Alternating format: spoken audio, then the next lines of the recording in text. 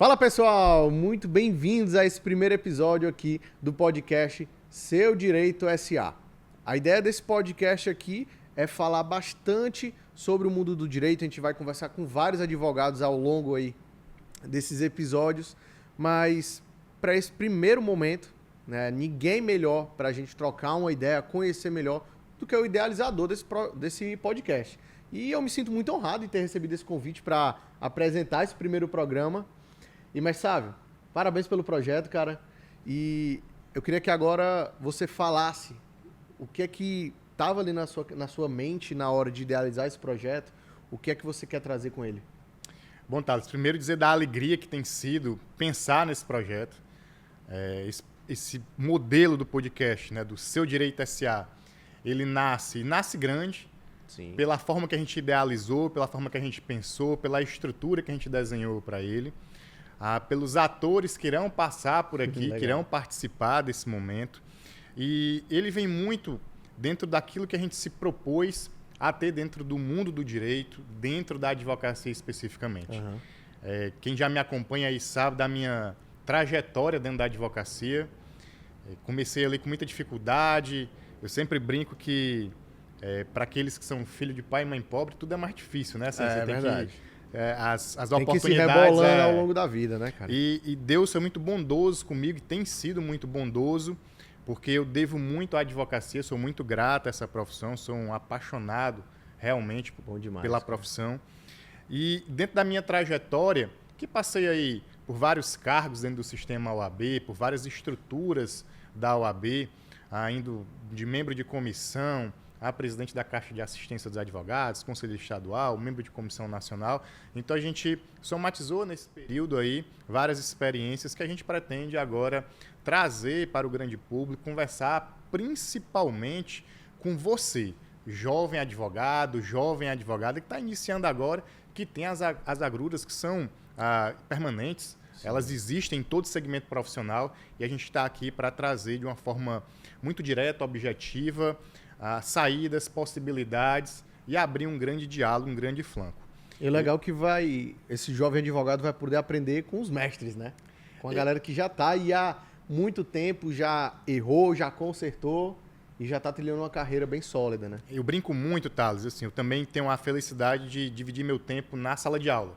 Legal. Eu já tenho alguns anos aí de magistério, de sala de aula, e é sempre muito comum aquela pergunta do aluno que está saindo ali dos bancos universitários, como é que eu vou fazer, o que é que eu preciso, como é o início, como é o pontapé inicial, tem fórmula mágica, o que é que eu preciso desenhar. E aí vem na perspectiva da gente imaginar justamente isso, uma grande troca de experiências. Uhum. A gente, nesse caminho, a gente bateu muita cara. Cabeça. Assim, é algo que... É inevitável. É inevitável. Né? A gente acaba apanhando literalmente dos contornos da vida, mas a gente vai crescendo. E eu digo muito que nada é em vão, a gente vai sempre evoluindo no aprendizado. E a gente está aqui para isso, para dialogar, para trazer relatos, para trazer experiências, para falar sobre muito direito, em especial sobre direito do consumidor. A turma que me acompanha sabe que é um ramo de atuação nosso muito forte, que a gente gosta de falar sobre o direito do consumidor, é o que a gente trabalha na faculdade, na pós-graduação, na graduação. Uhum. Então, aqui vai ser aquele espaço, aquela ambiência onde eu quero convidar todos e todas para se fazerem presente, acompanharem os episódios que estarão por vir. Sem sombra de dúvida, será assim, algo incrível, não tenho dúvida, pela forma, o esmero que foi pensado, toda a equipe que está por trás, por toda a produção que a gente vem desenhando isso. E hoje, como eu digo, assim, eu repito, é momento de muita alegria por ser o primeiro, para a gente poder falar dos propósitos, do que nos move, daquilo que nos alimenta, para que a gente possa desenhar aí o futuro. Bom demais, cara. E é fundamental, cara. Eu digo assim, eu acho que eu posso até estender isso um pouquinho mais para fora do mundo da advocacia, porque como você falou, né? Todo início, para qualquer profissional, é portada na cara, é tropeço, meu irmão. Aí é onde vem o jogo de cintura de sacudir a poeira e vamos seguir. Agora, como eu falei, aprender com os mestres, aprender com os melhores, facilita bastante o caminho, né? E assim, é muito salutar, porque eu digo que nessa caminhada você sempre vai encontrar as portas fechadas. Uhum. Mas na porta fechada, ela te abre a oportunidade de uma janela aberta. Né? E assim, naquela oportunidade ali, tu pode dar o teu grande salto, o teu grande boom. E a advocacia ela é uma profissão espetacular. eu sempre falo para os meus alunos em sala de aula, falo para aquele colega que às vezes eu encontro no fórum e às vezes está meio cabisbaixo, está ali pensativo, né? Por vezes imaginando um futuro diferente para ele. E o que a gente está aqui é para isso. É para trazer um olhar diferenciado, para trazer as várias possibilidades que o direito oferece, especialmente dentro da advocacia. Legal. E que a gente possa ser aí um fiel condutor e, na verdade, um grande parceiro. Eu não estou aqui na função de querer ser mestre de ninguém, longe disso.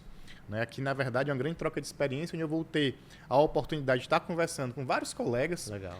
que deram certo na advocacia, nas suas profissões, que trazem relatos e experiências das mais variadas, além, é óbvio, da produção de muito conteúdo técnico focado para o exercício profissional da advocacia. Bom demais.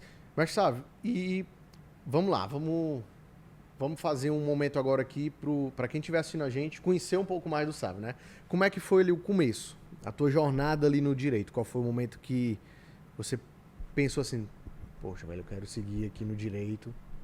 Bom, Thales, talvez essa é uma das mais caras perguntas que eu tenho, sabe? Assim, que me carregam, né? Legal. Que me acompanham na vida. Óbvio, você faz seu terceiro ano ali, você está, né, naquela busca da sua profissão, do que seria a profissão ideal, do que você desenha, do que você imagina. E aí, pesquisando, estudando as possibilidades, já que eu não tive na família nenhum espelho anterior, não podia olhar pelo retrovisor da vida e dizer assim, eu quero seguir como o fulano, meu parente que foi advogado, ou foi do Poder Judiciário, enfim, nada disso. Sim. A gente começou mesmo ali, eu digo que eu fui o primeiro ali a desbravar. Legal.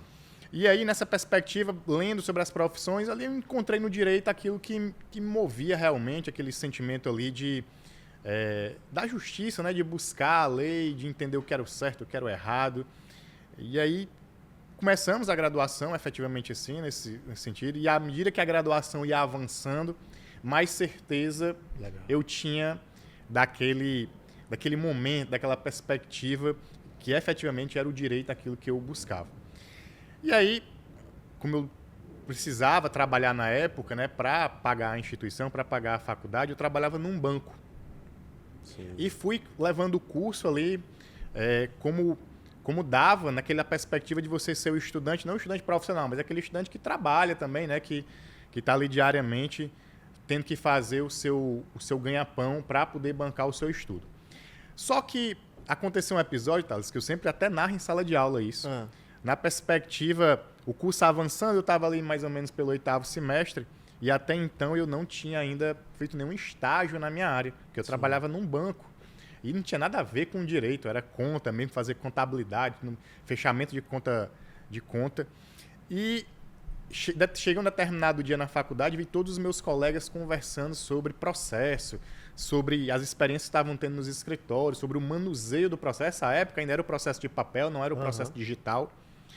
E aquilo meio que me deixou em pânico naquele momento, porque eu estava ali já bem próximo a concluir o curso e ainda não tinha tido aquela experiência prática, né? daquilo que eu efetivamente queria.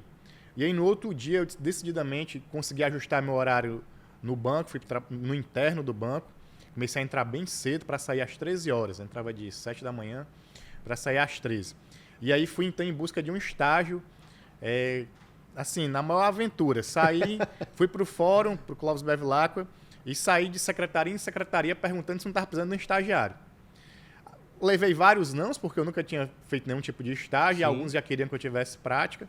Não dava para ser em escritório de advocacia, porque naquele momento eu também não tinha prática, e todos os escritórios queriam uma prática pretérita. Eu disse, não, vai ter que ser aqui no voluntário. E saí de secretaria em secretaria, até com a secretaria ali me topou em eu ser estagiário. Né? Então, primeiro dia no outro dia fui, e eu todo empolgado, né? Saí do banco correndo, fui lá para o estágio. Aí cheguei na secretaria, me apresentei. A juíza, à época, me deu as boas-vindas, junto com a diretora de secretaria, e me colocaram numa mesa e me entregaram uma pilha de papel. Né? E eu, naquele momento, assim, vou olhar petição, vou olhar processo. Aí me entregaram um perfurador de papel e disse, pode começar a perfurar as petições e colocar as folhas dentro do processo. Naquele momento, totalmente administrativo, né? Naquele momento eu olhei e disse assim, não pode ser. Aquilo que eu, né, aquele desejo que eu alimentei. Eu disse, não, mas calma, assim, cheguei agora, né? Vamos entender aqui o que aconteceu. E aí, com uma grande escola que eu tive dentro da Secretaria da Vara, no Poder Judiciário, eu fiquei ali 1 ano, comecei furando papel e saí lendo, acompanhando e ajudando a juíza a expedição dos seus despachos, das sentenças, né? Acompanhando ali tanto de pertinho, vendo como era. Então, passei por todos os segmentos da Secretaria da Vara. Sávio, só te interrompendo aqui, guarda aí. Isso a gente está falando de... 2003, 2004. Pronto. Uma época totalmente diferente da época de hoje, né? Será que... Não sei, assim, como você é professor, talvez você possa até acompanhar. Hoje, tem muito aluno que desiste do direito, mais do que antigamente? Tem, Thales. Tem. Pronto. Segura aí, já você vai responder.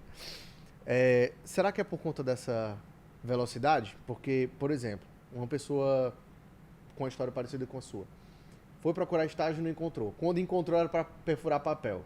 Aí um advogado recém-formado hoje, finalizando ali sua faculdade, né? Vai ser contratado para furar papel. Será que o cara já se desmotiva e desiste da carreira? Hoje a gente já não teria essa função, ela estaria em escassez, seria tudo digital, né? Mas efetivamente a gente tem relatos eu tenho relato de alguns estudantes que vão para alguns estágios e efetivamente eles fazem função administrativas, meio um verdadeiro desvio ali, né? A gente lamenta muito, né? É óbvio que nem todo estágio a gente tem aquele padrão que você busca, que você quer, que você deseja, e acaba que algumas expectativas são frustradas. Mas o que eu posso dizer é que aquele estudante que está nesse momento buscando seu estágio, ele não se frustre por isso. Na verdade, o mundo ele é repleto de acertos e desacertos. E cabe a você estar sempre na busca do acerto. Então, se você buscou aquilo que não lhe preencheu naquele primeiro momento, você deve sair, buscar outro. A vida é uma caixa de oportunidades, tá? Assim, isso talvez é o que eu carrego na minha vida. Enquanto tem alguém se lamentando, tem até um ditado popular que diz, né? Enquanto tem alguém chorando, tem alguém vendendo lenço. É verdade. Então, a gente tem que partir da premissa de que a gente faz o nosso caminhar, a gente aqui constrói a nossa história e o que a gente precisa efetivamente é ter boa vontade, muita resiliência e muita persistência. Uma hora se acerta. Então, desencorajar, desacreditar, jamais. Desistir nunca é uma opção. Isso eu carrego comigo. Desistir nunca será uma opção. Nunca. E aí, voltando aqui para minha história. Vamos voltar. Tá? Eu passei um ano dentro da Secretaria da Vara, né?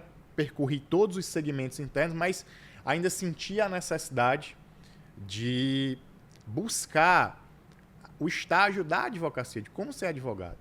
E eu já estava no último ano, ali já era o último ano para eu me formar. E eu disse, não, também escritório não vai me querer assim, nessas condições. E aí eu fui buscar o quê? Outro estágio também voluntário na Defensoria Pública. Legal. E aí fiquei praticamente um ano numa vara com a defensora de família, ali sendo defensor junto com ela, né, estagiário da Defensoria Pública, de forma voluntária, também por conta do meu emprego que eu tinha no banco. E fiquei ali praticamente um ano para a conclusão do curso. E sou assim, eternamente grato a essas duas experiências que tive, de forma voluntária, diga-se de passagem. Né? Hoje os estágios são remunerados, mas esses meus 2 estágios foram voluntariados, eu fui sem receber nada. E sou extremamente grato pela bagagem que recebi, pelo aprendizado que tive daquela prática que fez toda a diferença no início da minha jornada. E aí me formei, e quando me formei, em ato contínuo, pedi a dispensa do banco. Né? Na época, eu lembro muito que os familiares, as pessoas mais próximas diziam assim, você é maluco. Como é que você vai sair do banco ganhando o que ganha, sem ter nada na advocacia, sem ter parente nem aderente? Mas a hora que eu tenho para acertar ou para tentar é agora. Então, assim, eu tinha isso muito comigo na cabeça. E o desejo de ser advogado sempre foi muito forte. E aí, amigo, eu comecei efetivamente. O meu sócio hoje, ele estuda comigo desde o primeiro semestre da faculdade. Que massa. Então, a gente passou a faculdade toda, né, juntos. E aí decidimos voltar ao escritório. Os dois, assim, sem ligação alguma com direito de histórico familiar. Iniciamos, colocamos nossa sala. E devagarzinho foi acontecendo, foi indo. Massa. E hoje eu só sou gratidão a essa profissão que me deu tudo que tenho e devo a ela tudo que sou. Ô Sávio, e você percebeu assim, que teve algum tipo de evolução, mudança do papel do advogado, pelo menos assim, da época que você começou até hoje? Thales, muito, assim. Quando eu comecei na advocacia, existia um uma vontade muito grande das pessoas que faziam o direito de que o litígio deveria existir. Sim. Né? Assim, o contencioso era muito forte. As pessoas, meio que, para que o advogado tivesse funcionalidade, teria que ter a confusão, a briga, o litígio. Né? E isso era de um passado, né? Assim, era cabeças pensantes que imaginavam o direito daquele formato, diferente de hoje. Né? Hoje, dentro da academia, dentro das faculdades, existem hoje pós-graduação, o formato de mestrado, de doutorado, que alimentam o desejo não mais do litígio, mas que a gente possa agir ali como mediador de conflitos. É uma prática que já é muito antiga, inclusive nos Estados Unidos, por exemplo, onde tem essa figura do advogado como resolvedor de conflitos. Sim. No momento pretérito, ali, por meio de uma mediação, por meio de um diálogo aberto entre as partes, a gente começa a ter hoje muito forte na nossa advocacia, no nosso direito hoje. Isso é uma das grandes mudanças que eu enxerguei ao longo dos anos. Além, é óbvio, das mudanças implementadas no viés tecnológico. Essas, sem sombra de dúvida, assim, elas foram de furar papel. Impactantes, exatamente. Saímos da furação de papel dos processos FIS, do carimbar e numerar a página. Nossa, né? Eu cheguei a fazer isso, velho. Era carimbar e furar a página. Demais, né? Você tinha que amassar a páginazinha no meio para não ficar torto dentro do processo. Mas, assim, o viés tecnológico hoje, talvez não, com toda certeza, é a grande mudança no direito de quando eu comecei para o que eu tenho hoje. Sabe, e hoje ainda tem muito esse lance da gestão de tempo do advogado. Muito, Thales, muito. Não assim, mudou. Não mudou. E aí, algo bom, a tecnologia nos ajudou a otimizar o nosso tempo. Legal. Antigamente, para a gente fazer, se você imaginava que quando eu comecei, tinha dia de fazer 3 ou 4 audiências em juizados especiais. E aí você pegava um juizado no Bairro de Fátima, um juizado no Papicu, um juizado na Barra do Ceará, um juizado na Maraponga. Para quem não mora aqui em Fortaleza, tá, galera? Eles são extremos da cidade, tá? Exato. Extremos, é muito longe. Então, assim, às vezes a gente passava o dia dentro de um carro, rodando, para fazer as audiências e, às vezes, correndo o risco de perder a audiência porque o trânsito não deixava. Então, o tempo era mais escasso, né? Porque você se deslocava muito. Hoje, com a tecnologia, nós conseguimos otimizar muito, seja por meio de aplicativos, seja por meios de softwares, de gestão de tempo e de processo, que a gente consegue alimentar bem e ter ali um resultado na palma da mão em tempo real muito rápido do escritório, seja por meio das audiências virtuais, das conversas que nós temos às vezes com magistrados, com servidores, para agilizar um processo, para pedir algo, também no modal digital. Então, a gente consegue hoje otimizar muito. Só basta eu te dizer que eu consigo, num dia, fazer uma audiência em São Paulo, em Recife e em Brasília. Em um dia só. Legal. O que era antigamente impossível disso acontecer. Nem que o seu advogado mais rico do mundo, com seu jatinho, ele não conseguia, num curto espaço de tempo, estar em vários locais. Então, a tecnologia, nesse aspecto da gestão de tempo, ela foi e tem sido um diferencial para aquele advogado ou aquela advogada que busca esse conceito, que quer ter essa otimização de tempo. E óbvio, você trabalha muito mais focado, muito mais objetivo, entregando muito mais. Eu digo que quando você tem foco, quando você tem uma estrutura de apoio boa, você entrega muito mais. Eu não estou falando aqui de grandes bancas ou de megas institutos. Estou falando para você que está começando agora a sua carreira, seja jovem advogado ou jovem advogada, busque os meios digitais, os softwares, os aplicativos, eles vão te ajudar muito na condução do teu tempo. Olha aí, essa chave de ouro. E relacionado assim aos prazos, aquela pressão que o cliente coloca, como é que... Isso nunca vai mudar. Assim, eu digo que isso... Óbvio que com o tempo, a gente vai ficando mais maduro, mais experiente, a gente consegue trabalhar melhor, isso, né? Ajustar mais, a gente consegue ter uma dosimetria do tempo melhor. Diferente de quando a gente está no início da carreira, que a gente está sempre ali no impulso, sempre na pressão, né? Mas para isso não tem segredo, Thales. Sempre vai existir, né? A gente lida com sentimentos, a gente lida com situações, por muitas vezes, que são divisores de água na vida de determinadas pessoas. Sim. E você tem que ter ali a sensibilidade necessária para entender que você é o condutor daquele processo.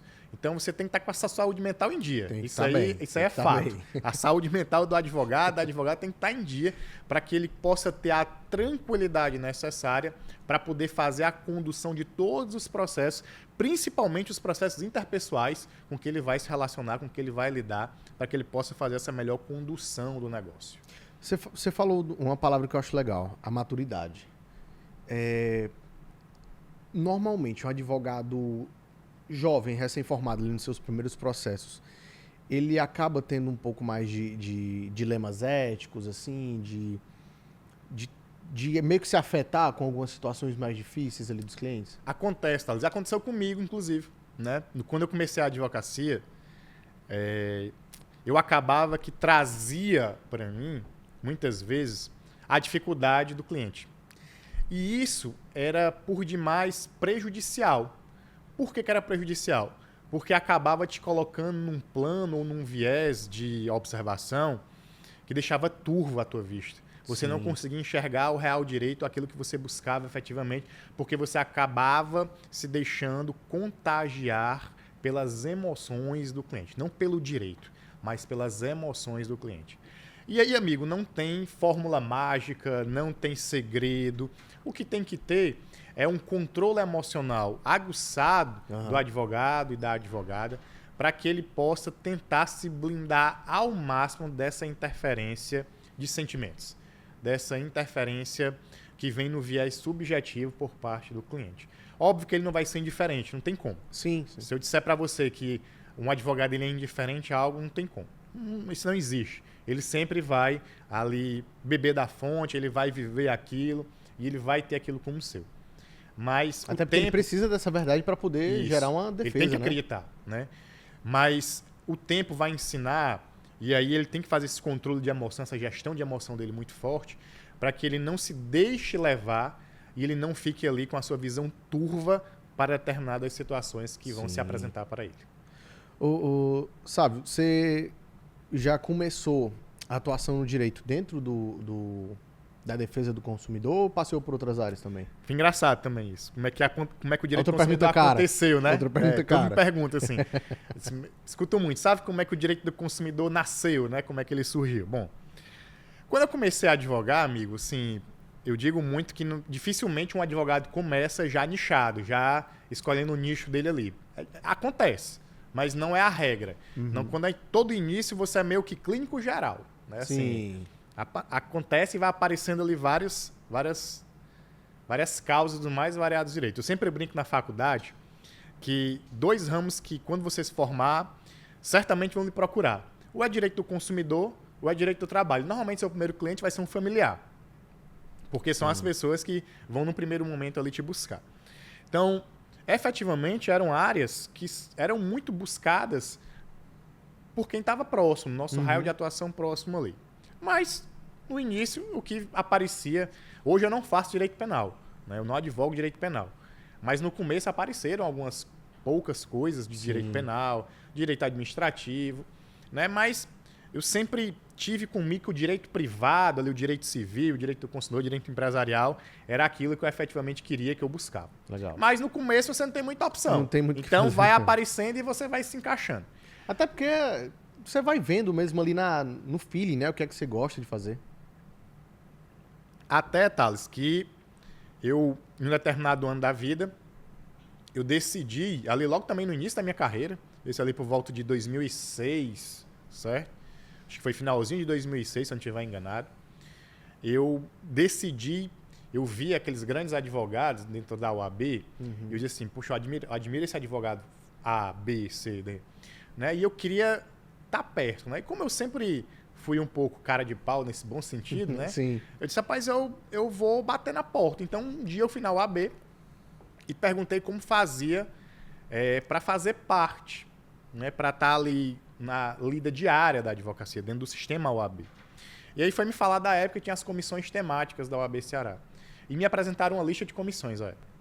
E aí, ao olhar a lista, a que eu mais me encaixei, que eu me interessei, foi o direito do consumidor, mas até então não tinha uma advocacia destacada, ou não, foi aquilo que, rapaz, eu acho que isso aqui me aproxima. E comecei. né? Fui para os primeiros encontros da comissão, ali como membro de comissão, muito mais escutando, muito mais ouvindo do que falando, né? Naquela busca permanente do aprendizado, de entender aquilo.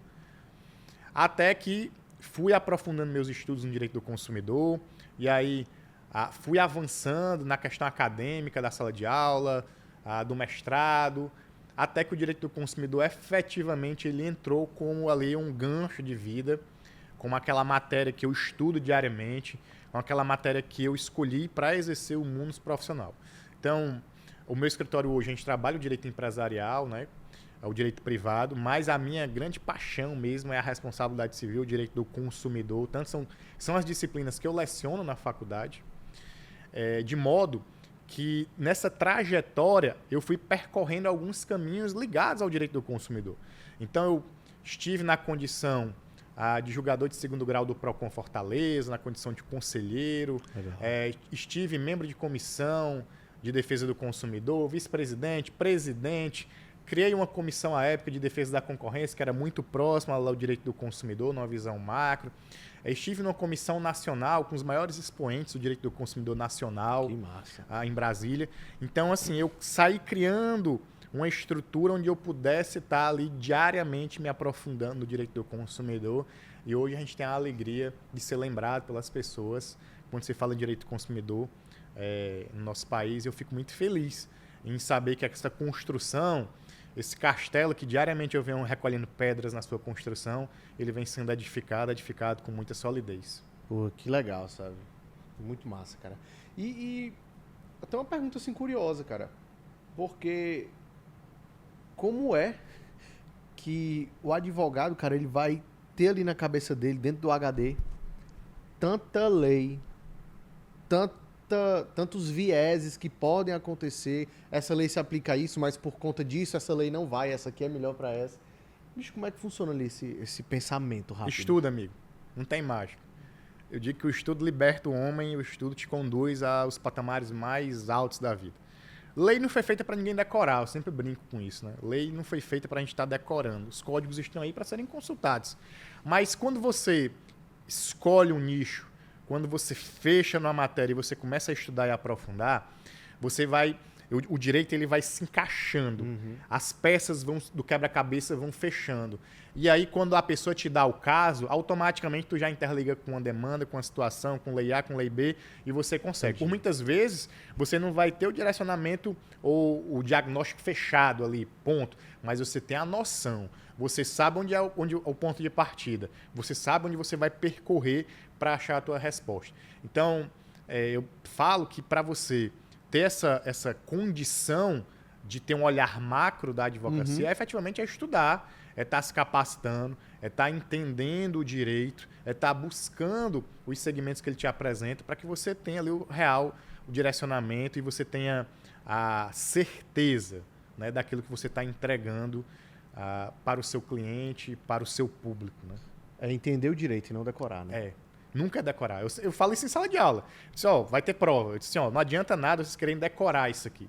Vocês decoram de uma forma. Se eu mudar a forma de abordagem, já acabou. O que você decorou não vai servir, porque você decorou de uma forma. Você criou uma metodologia específica rasa. Então não vai ter encaixe para ela.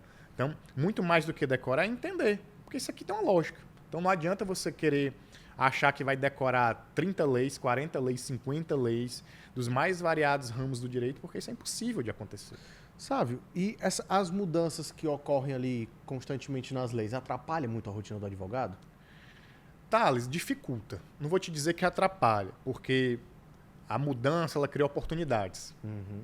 Então, assim, a gente consegue enxergar algumas mudanças que a legislação traz, e ela traz uma criação de oportunidades para quem está estudando aquilo. Seja pelas brechas deixadas, seja pelo preenchimento de lacunas outrora existentes. Então, cabe àquele intérprete da lei, cabe àquele que vai estar desenvolvendo a tese, buscar os caminhos que a legislação vai estar te oportunizando. Agora, é óbvio, quando você tem uma legislação muito esparsa, onde você tem vários comandos normativos, alguns, às vezes, até batem cabeça, uma lei diz uma coisa e outra diz outra sobre o mesmo assunto. Sim. Aí, óbvio, que isso dificulta, né? Isso acaba gerando um dificultador.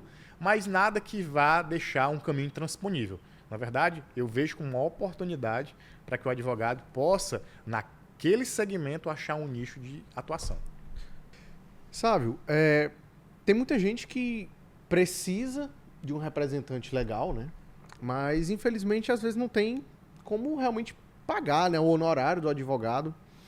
E quem é que fica mais responsável por isso? Por exemplo, é a OAB que dá esse acesso a quem não tem condições? É o Supremo Tribunal? Estou falando besteira aqui, mas porque eu sou totalmente leigo, tá? Então, como é que funciona ali para as pessoas de baixa renda que precisam de um advogado? Bom, a gente tem que entender que o acesso ao judiciário, o acesso ao poder judiciário, ele é um direito fundamental. Então, as pessoas, independente da sua classe social, independente do seu nível econômico social, eles têm direito a ter ali o acesso ao judiciário. E esse acesso, a porta de entrada dele, ele acontece por meio da Defensoria Pública, que é uma estrutura mantida pelo poder público, sim, onde a gente tem advogados e advogadas que fazem esse viés de atendimento para as pessoas hipossuficientes, aquelas que não dispõem de condição financeira para arcar com um advogado particular.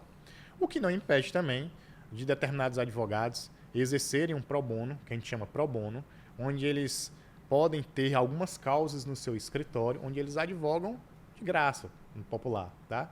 Eles podem se sentirem tocados por determinado segmento ou mesmo terem como objeto de condição de atendimento determinadas causas. Alguns escolhem, sim. Olha, eu vou ter 5 causas pro bono no meu escritório por ano. Eles escolhem 5 clientes que chegarem na sua porta, ele vai atender. É uma faculdade, não uma obrigatoriedade, tá? Sim. Mas para aquele que nos assiste agora, que está buscando acesso ao judiciário, mas que não tem condição de contratar um advogado ou advogada, ele deve sim buscar a Defensoria Pública, que é o canal de acolhimento dessa parcela da população. Você falou um negócio lá no começo do podcast, que era antigamente a advogada ela ia muito pelo litígio, né? Como é que os advogados mais recentes que não pegaram essa época passada, como é que eles lidam hoje com o litígio? Porque apesar de pouco ainda existe, né? Existe, é algo que não vai deixar de acontecer, né, dentro da nossa profissão. O que mudou, Thales, foi a mentalidade, foi a cultura. Hoje, a gente sempre tem a ideia de tentar compor antes da judicialização. Como assim? Então, suponhamos que você chega no meu escritório para fazer uma determinada... Alguém está te devendo. Né? Você tem um título de crédito, ou você tem um contrato onde alguém não honrou a parcela com você.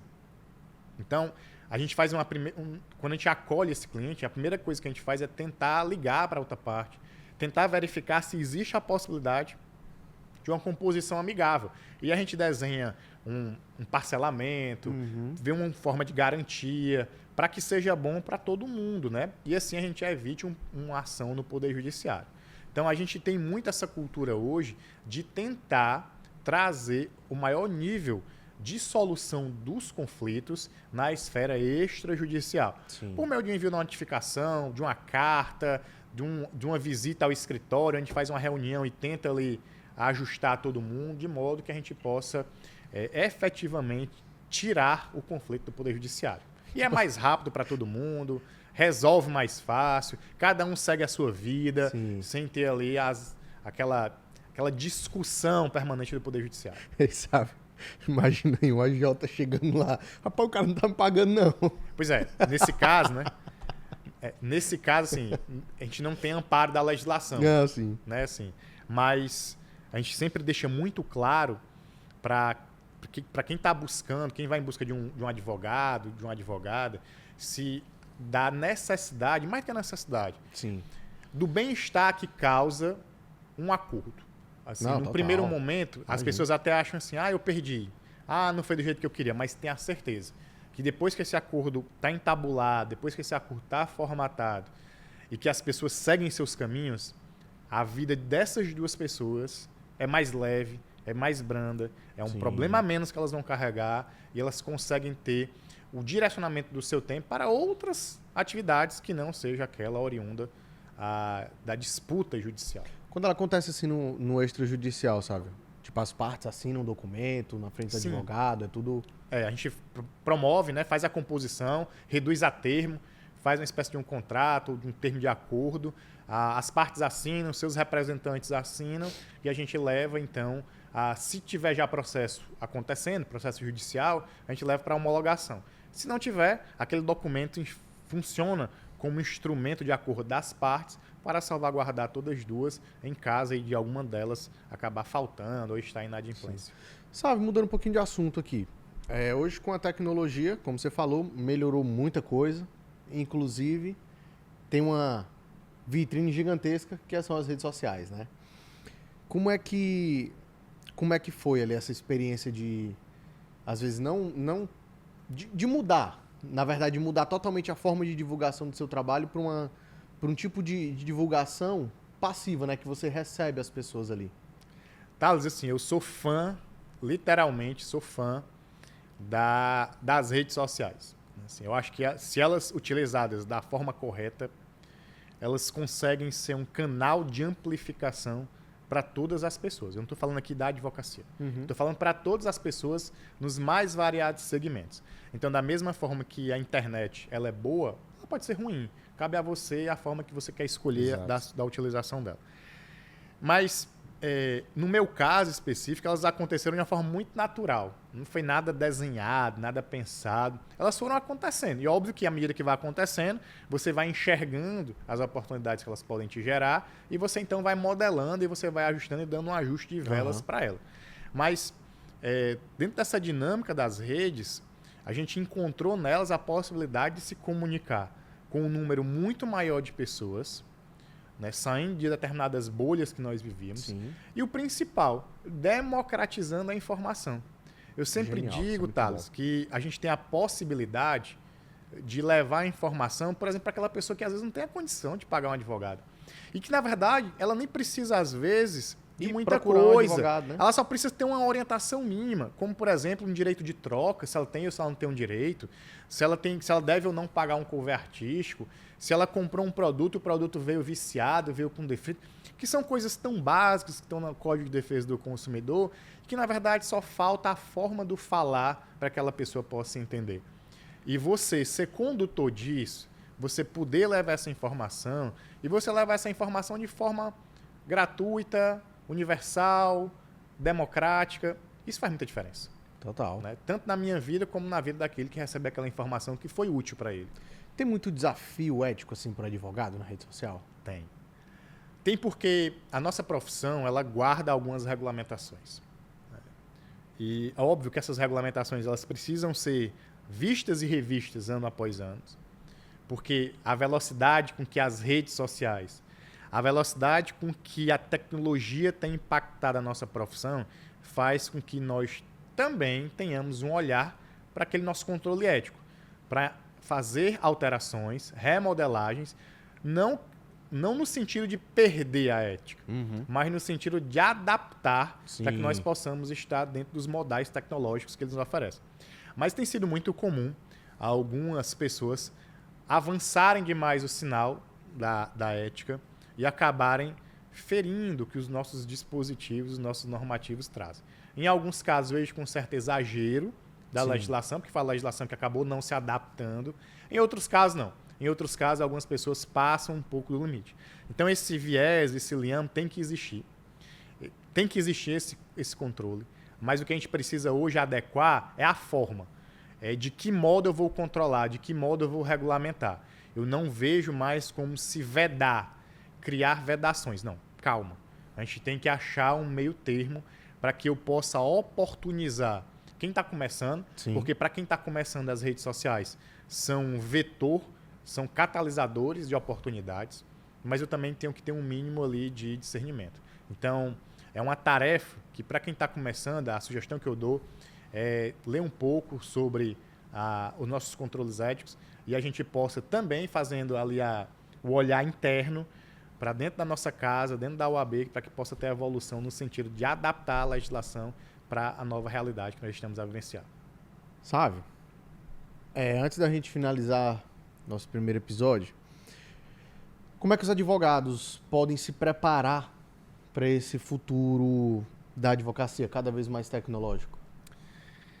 Não tem saída, não tem escolha, não tem forma diferente. O primeiro é estudar, é se capacitar. Aquele advogado, aquela advogada que estuda, que se capacita diariamente, ele larga muito na frente da grande maioria. Eu escuto muito o seguinte: existem muitos advogados no mercado. Verdade, existem. Hoje somos mais de 50 mil advogados aqui no estado do Ceará. É um número que deve ser observado. Mas a gente encontra também um nicho de oportunidades, um celeiro de oportunidades para aqueles que estão mais bem preparados, para aqueles que estão mais bem capacitados. E aí, o grande segredo é estudar, é se capacitar, é fazer um grande networking. Essa nossa profissão necessita que nós tenhamos um networking. É interessante que a gente possa estar acompanhando as novidades tecnológicas, que a gente possa estar ali diariamente naquele nicho de busca de contato, para que a gente possa estar implementando na nossa tarefa diária, no nosso munus diário, as inovações e assim ser um diferencial na busca do nosso cliente, ali no oferecimento do serviço, e você possa ser um profissional destacado, um profissional com reconhecimento e com autoridade. É isso aí. Mas sabe, a gente chegou aqui no final desse nosso programa, passou rápido pra caramba, né, cara? Mas, de novo, muito obrigado pelo convite de iniciar esse projeto aqui contigo, de apresentar esse primeiro programa. E o que é que, mais uma vez, o que é que os nossos amigos aqui que estão assistindo vão encontrar nos próximos episódios? Bom, primeiro, mais uma vez, dizer da alegria extremada que é estar dando esse pontapé inicial nesse projeto. Eu digo que ele foi gestado com muito carinho, não foi nada feito de arrobo, tem toda uma estrutura, uma equipe gigantesca trabalhando por trás dele para entregar o melhor conteúdo para você que está aí do outro lado nos assistindo, para que a gente possa ser ali um facilitador nesse caminhar, nessa construção da sua vida profissional. Eu hoje, assim, eu sou tomado pela emoção de ver um projeto nascendo, esse projeto, perceber que ele nasce grande por tudo que está envolvido nessa estrutura, por tudo que está envolto a esse projeto, e entendendo que ele nasce em um momento onde a gente está numa maturidade profissional muito grande, onde a gente consegue entender até onde a gente pode ajudar, até onde a gente pode estar complementando a capacitação dessas pessoas, onde a gente pode levar aquela palavra de incentivo, aquela palavra amiga, muitas vezes aquele sentimento de energia positiva que falta em algumas situações, a gente vai estar conseguindo entregar nesse momento. Então, a certeza hoje é de que os próximos episódios serão por demais desafiadores, porque serão grandes, eu digo assim, serão grandes convidados que a gente terá aqui. Então, não vou dar os nomes, para que as pessoas tenham a curiosidade efetiva de estarem conosco aqui nos próximos episódios.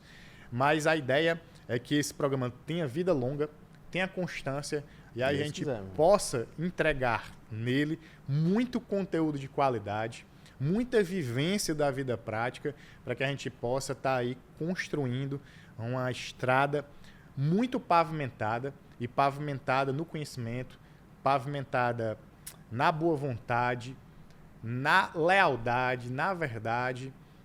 E eu sou só, mais uma vez, gratidão por ter a oportunidade de estar inaugurando esse momento. E eu sempre falo, Thales, que gratidão é tudo. Né? Gratidão é tudo. E eu devo agradecer muito a Deus por tudo e por tanto nessa minha trajetória e por estar aqui nesse momento conversando com a infinidade de pessoas. E eu tenho certeza que vai só aumentar e aumentar ainda mais. Se Deus quiser. Meu irmão, mas sabe, obrigado por você que assistiu a gente até agora aqui. Não esquece, tá? Interage aqui com a gente, comenta aqui embaixo o que você gostou desse podcast, comenta também quem você quer que o Sávio traga aqui nos próximos episódios. Então, já deixa aqui aquele curtir, compartilha esse vídeo com seus amigos advogados também que precisam andar nessa rua pavimentada de conhecimento. E esse foi o primeiro episódio do podcast Seu Direito S.A. Forte abraço. Até já.